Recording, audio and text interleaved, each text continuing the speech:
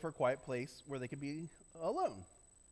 But many people recognized them and saw them leaving, and people from many towns ran ahead along the shore and got there ahead of them. And Jesus saw the huge crowds. He stepped about boat. Now picture this. All these people, they see Jesus and the apostles taking off of the boat, so they run around the lake to where they're going. I mean, they're pretty excited, right? Like some of you are like, I'm not doing that, but they're excited about what Jesus is doing. So Jesus is trying to get away, and people run around the lake. They get there, and kind of picture everyone's tired. They want this break. They want their time with Jesus. Jesus wants to spend time with his disciples and kind of chill with them, maybe teach them. But this big crowd shows up, and it says this: He stepped in the boat, and he had compassion on them because they were like sheep without a shepherd. So he began teaching them many things, and so he had compassion on them. And I picture. Sometimes when we look at people, do we see the compassion of Jesus? I picture, ever watch TV? I know you're all godly people who never watch TV. For the rest of you who aren't lying, you watch TV and you see that commercial and you see like a starving kid.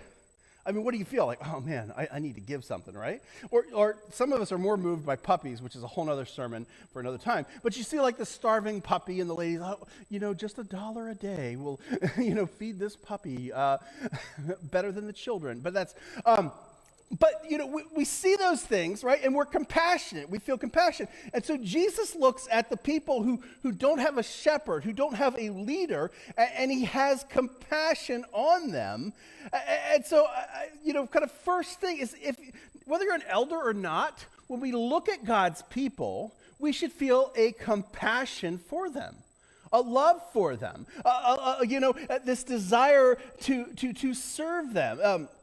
And it teaches, Philippians 2:4 says, don't only look after your own interests, but take an interest in others too. Or in the ESV it says, let us each of you look not only to your own interest, but also to the interest of others. Christianity, following Jesus, means we become like Jesus. And that's why we spend so much time, especially reading the Gospels, and looking at the way Jesus treated people, the way Jesus acted in situations. And so when we see Jesus, we see him having compassion for people. And he's tired. He's exhausted. They're all tired. But what do? They serve instead. Because when you're other-centered, you're not just thinking about your own needs. It's easy to think about Jeff's needs, right? Like when I'm hungry, what am I thinking? I want pizza. Well, yeah, maybe I do want bacon. Maybe I want bacon on my pizza. But that would be a glorious thing with pineapple. Just because I want to be divisive there for a second, because people find that divisive. Does pineapple belong on pizza? Yes. Who says no? No. Yeah. No. Just one more thing we can divide and fight about. There's probably a denomination somewhere that was spurred and created because somebody argued about pizza and what belongs on it. Give me time. I'll look. Somebody Google it. And so, they're sheep without a shepherd. And so he has compassion on them. If you read the Hebrew Bible, the Old Testament, there's all kinds of stuff where God's people are likened to sheep. And the leaders are likened to shepherds. And so here, he has compassion because sometimes, to be frank, to be real with you, sometimes the biggest time to serve others and have compassion on them will be the least convenient. Most of you know my house kind of got hit by a tornado this summer. And I was laughing because that's when people needed me for certain things. Some people saw it online and went, oh, we're going to let him go. Not going to bother him for a little bit because, all he's doing is chainsawing. But there were things that were coming up, and I had to go, and I'm not going to call it out and tell you because then you might even feel guilty if this is you online. You didn't realize what I was going through. But it's like I had to do stuff for other people, even in the midst of all that was going on in my own life. And a lot of times you're going to find that it will be inconvenient to serve people because there's times where, honestly, you want to go home and watch TV and chill because you've had a hard day, but maybe someone needs you to go over there and be with them, right? And that's the Jesus way is to have compassion and love. I'll never forget one time when I got this phone call at 5:00 in the morning on a Sunday. Now, that was okay because Jeff was already up. I'm an early morning person. I'm that guy you night people hate. But, I'm up at 5 a.m. anyway, and I was like praying. I was getting ready because I was actually going to go preach at another church. And so I get this call at 5 o'clock in the morning, and the guy's like, hey, man, I had a tree go down on top of this wire, and I need someone to cut it off.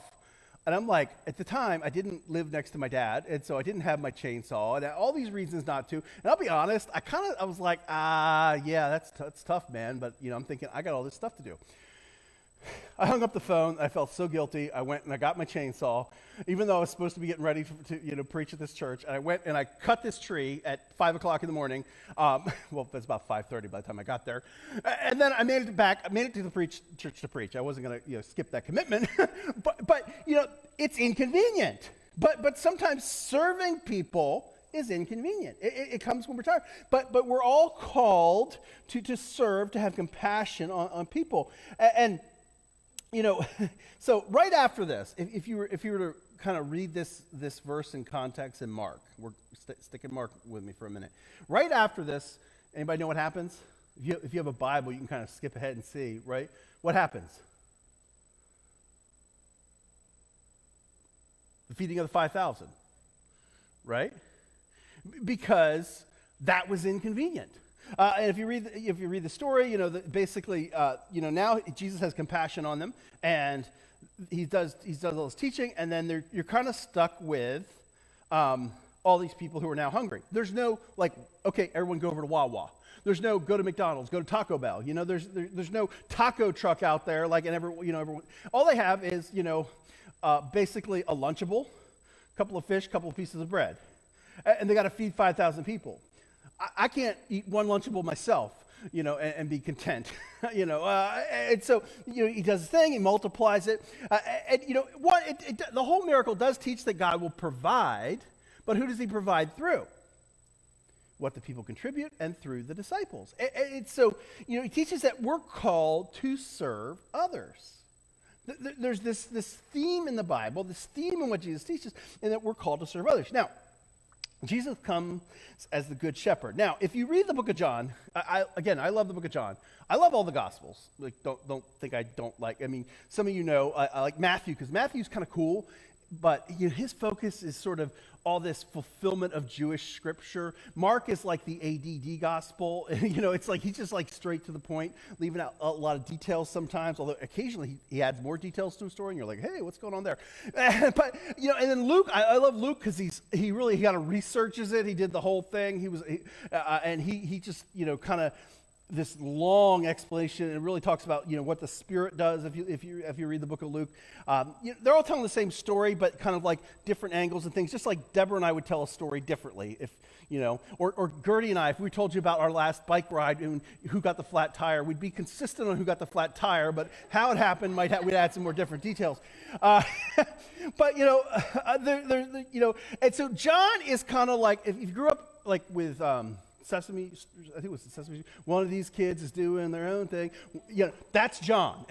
And John's very symbolic in the things he says, and kind of cool stuff. And so Jesus says, he goes, "I am the good shepherd." Not that he means he's an actual shepherd, but he is a shepherd of people.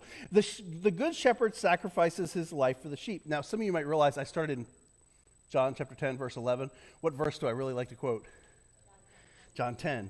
The thief comes to steal and kill and destroy, but I have my life and have it to the full, or I think the NLT says the rich and satisfying life. And so I am the good shepherd. It's just a little context for you for later, because you can't understand the Bible outside of the context of other verses sometimes, because people will take a verse, say all kinds of crazy things. All kinds of shenanigans be happening because people do that. So anyway, you can read the whole chapter later. It's about, I'm the good shepherd. The good shepherd sacrifices his life for the sheep.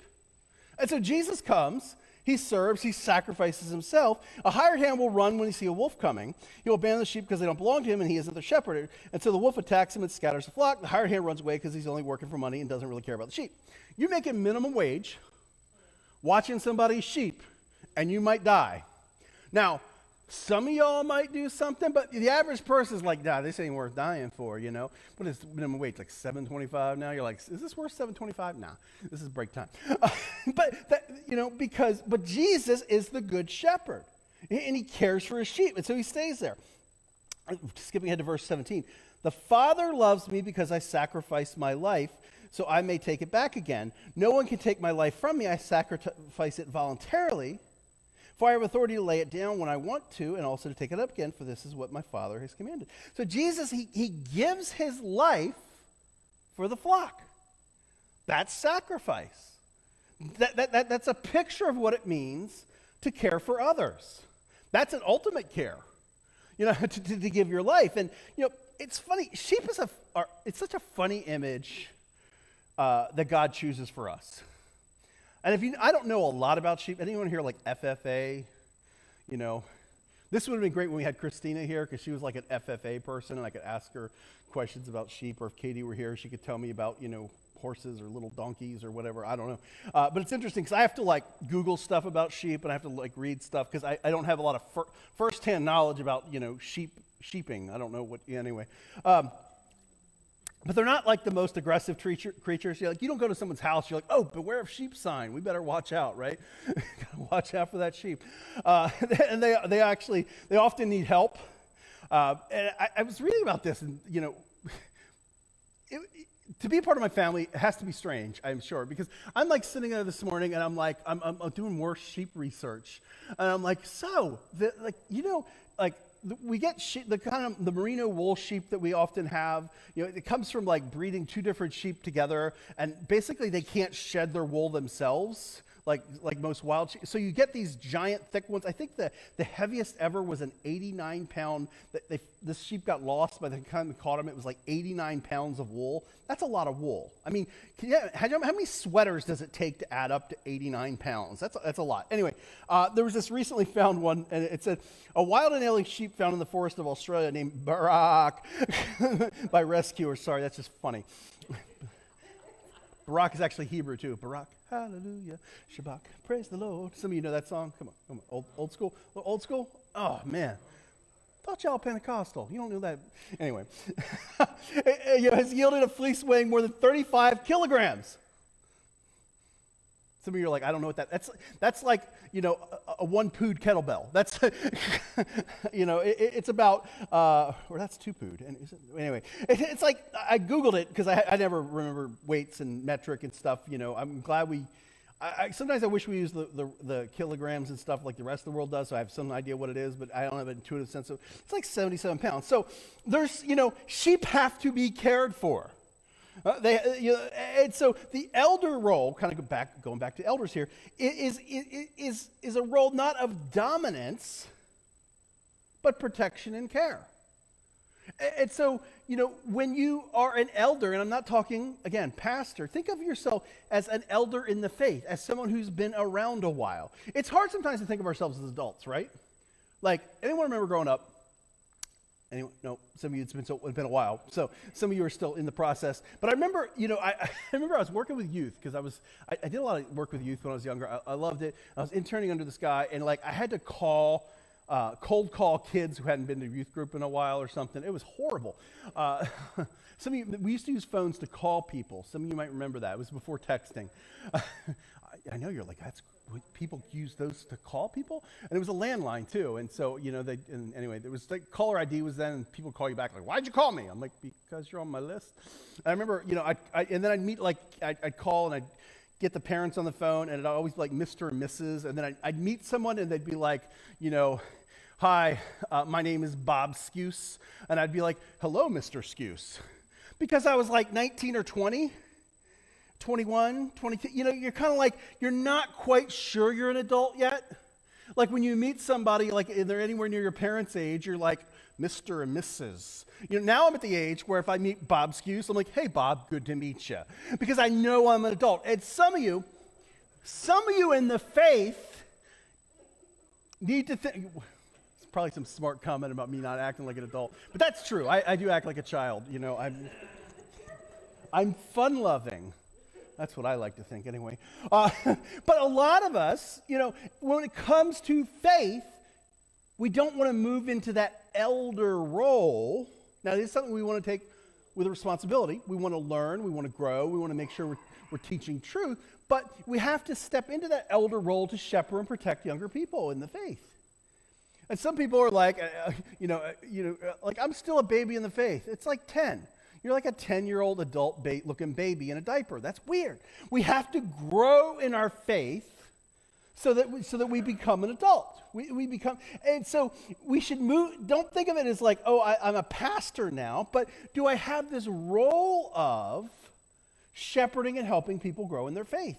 It's something, an elder role is not dominance, but protection and care. I was ADD this morning. I was reading a snake handling article too. And don't worry, we don't handle snakes here, not to your second visit. No, I'm kidding. You never know if that's going to bring people back or push them away. But there's some kind of, usually it's in Appalachia, they have like snake handling churches, so, the Bible says, like Book of Mark, hey, they'll handle snakes and drink poison and not die. In the context, I think it's talking about, hey, you might go through hard things and still live. God's going to preserve you because of what he's got for you to do. But some people take that and go, well, that's a test of faith. That's how I show them an elder. And it was I was reading this story, and every story about snake handling church usually ends with "and somebody died," because and did that? But did you die? Yes, I did. But I was reading this story. And it was crazy to me because it was like talking about what kind of snakes to handle and everything. And again, we're not going there. I'm not out gathering snakes. Don't worry, we don't really have dangerous poisonous snakes in Kent County. I'm not like going up to Wyoming Pond looking for water moccasins or anything. But the whole point, it was interesting though, because since Jamie, this guy, died, he told me, the pastor, I've offered a rattle or no one. I'm a shepherd. I'm responsible for what happens in this building. And it was kind of interesting to me that a snake handler has this sense of responsibility to people. And again, don't think, there are pastors. There is my role as a pastor, as an elder, as a teacher. But we all really need to have that concept of, I'm growing up in the faith. And if you aren't growing up in the faith, we need to work on what it takes to grow up in the faith. And then have this shepherding sense for everybody. You should care for the people near you. You know what kills me about the pandemic? It's hard to really connect when we're at church, right? And some of us are, shout out, love you guys online. Some of you are going to watch it live now. Some of you are going to watch it later. Some of you are going to watch it on YouTube when it gets there this week. All kinds of things. But there's this, we miss something about being together and connecting the way I like to connect.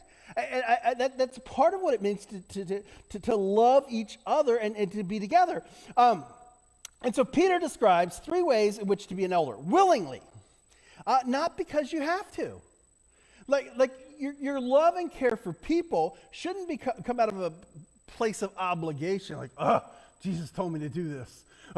Peter told me to do this. But it comes out of, like Jesus had, this love and compassion for people. We need to have love and compassion for people. And it's interesting because right when First Peter was written, just about the time persecution was just about to break out, because you can date the letter a little differently. They didn't write the date on the letters usually when they wrote stuff, so you kind of have to guess. But it's right before persecution comes out. And so if you're a leader, if you're an elder, if you're a shepherd, you're going to draw more fire, right? Because, I've never been to battle, but I imagine if I was in battle, I'd shoot the general if he's out there, right? You shoot the, because paintball, that's what we always did. Shoot the organized guy, and then the other kids don't know what they're doing. We have young kids running around I remember I got 3 of them out one time because I jumped over and I had no paintballs left. I just went, and they're like, we good. Because they weren't experienced, they couldn't hear the difference in my paintball gun being out. And I can deceive you with an empty paintball gun. Anyway, point being, it's something we willingly do. And elders, you might, in a time when church becomes less popular, when people may not hold to our values, pastoring, eldering, being a leader can be something that's going to draw fire. And so, 2 is not for what you'll get. Now, I've heard of some confused people who think pastors make a lot of money. Definitely not in this church. Maybe in a giant church, there's if you're a celebrity pastor today, like there's the celebrity sneaker, like pastor celebrity Instagram. I don't think my 2-year-old Adidas are making it on that. But I like some kicks, but these are old kicks. So some of you don't even know what I'm talking about. That's good. But not for what you'll get. Paul says this in his sort of farewell to the church in Acts. He says, "I covet no one's silver or gold or clothing." Kind of like, hey, I wasn't in this for what